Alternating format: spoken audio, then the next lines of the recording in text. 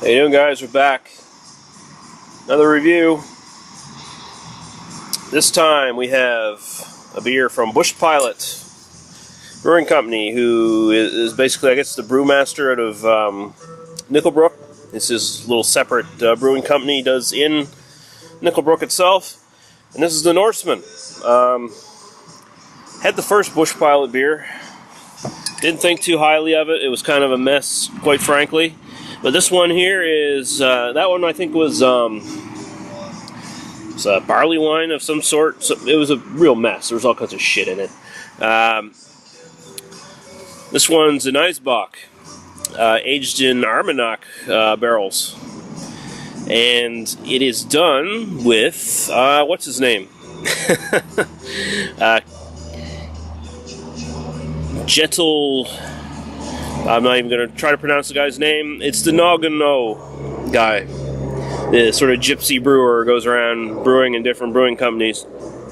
So it's a collaboration with him. Ingredients: malted barley, water, hops, aged in Armagnac barrels, provided by the artisanal distillery Esquire Bonneroux from France. Totally butchered those. That's before January 2016. And yeah, it is 14.5%. An Eisbach, of course, is an Eisbach beer where some of the where it is basically frozen. The frozen water is chipped away, and thus you up the alcohol content. If you are a beer drinker from a few years back in Canada and in the US, you'll remember all the sort of high gravity ice beers and shit that were very popular in the 90s. This is supposedly a good version of that. And this Norseman, by the way, it's referring to the plane, the Bush Pilot plane, the Norseman, Canadian designed Bush Pilot plane. So, and I assume that's what that is right on the label there. And for some reason this thing is telling me my battery is dying. So I'm going to turn this off. I'm going to turn it back on after I check the battery, and we'll be right back. Alright, we're back, and this battery symbol's already going down again. I think I gotta clean the contacts on the battery. I think that might be what the problem is. The actual contacts in the camera. Because there's no way this camera could be eating this brand new battery that I've just charged that quickly. So, I don't know what the fuck's going on. If it's not that, then the battery must be defective or something. Because look, it just dropped down to 1 bar now. Alright, well, we got the Norseman here. We'll try to do the review. I got my spare battery in my pocket. So if this cuts off, you know why. And we'll be right back. But by the way, I don't know if I mentioned this in the previous part of this video. Sent to me by Ewart, Strange Brewsings. Big thanks to him. So let's look at, wow, she's dark. Dark amber color. So definitely darker than your usual pale piss lager. Not a lot of head, not that I expected much because it is a 14.5% lager. So, go right to the aroma here.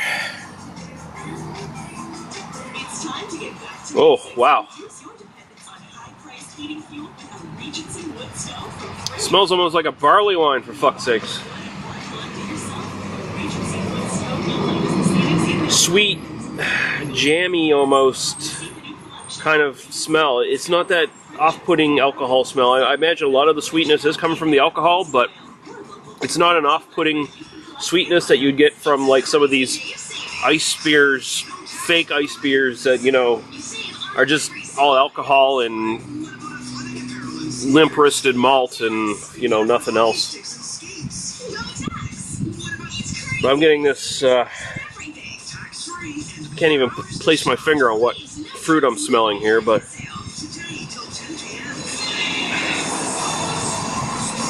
it's almost vegetable as well.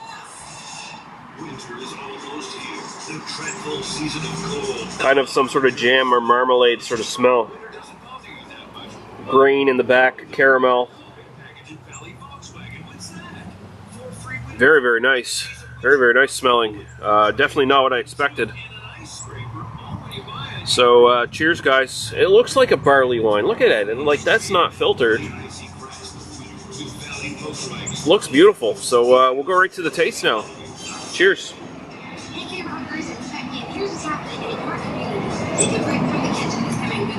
Woo. They must have really threw the malt into this sucker, I tell you.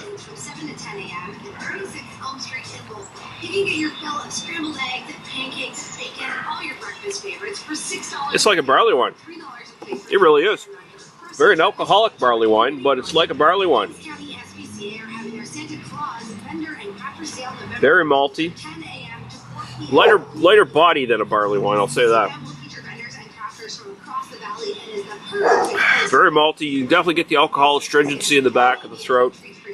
Definitely get a little bit of the alcohol burn. But it does have this nice malty flavor up front. Getting the sweet caramel. I don't know what the dog's barking at. What are you barking at, Bear? I think she must be seeing squirrels or some shit. Hard to describe. I can't quite place what the flavors are, but very, very nice. Definitely a sipper though. Like, the alcohol's there, it's kicking you. Although at the same time, it's not particularly warming going down.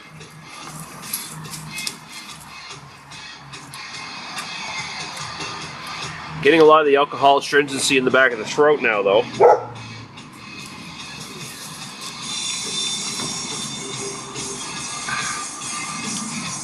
Wow, interesting. A lot of dry astringency in the back of the throat. But that maltiness up front does balance out very well with the high alcohol. Definitely a beer to be shared with somebody and to sip on. This is not something you can just chug back at all. I mean, if you do that, you're stupid. You probably throw up about 3 seconds later, but yeah, not bad. Definitely not bad. Is it perfect? No, it's like there's not a lot of complexity going on in it. Not that I expected any, but it really is just, it feels like they front-loaded it with a lot of malt to build up some flavor to balance out with the high alcohol. And it kind of makes me wonder why they even bothered making this beer, but I mean, it is enjoyable, but it's not that enjoyable. It's not something, although it reminds me of a barley wine, it's not something I'd sit back and want to really contemplate, because, there's not really all that much going on flavor-wise. So I'm kind of perplexed at why anyone would want this. Because really all it's doing is facilitating getting drunk in a semi-pleasant fashion, as opposed to just, drinking some overly alcoholic fucking shitty ice beer. But would I take this over like Labatt Triple X or Molson Triple X or whatever the fuck those things were called? Hell yeah, I would. Let's go back for a little more of a sip here just to see if I can get some final thoughts on this fucker.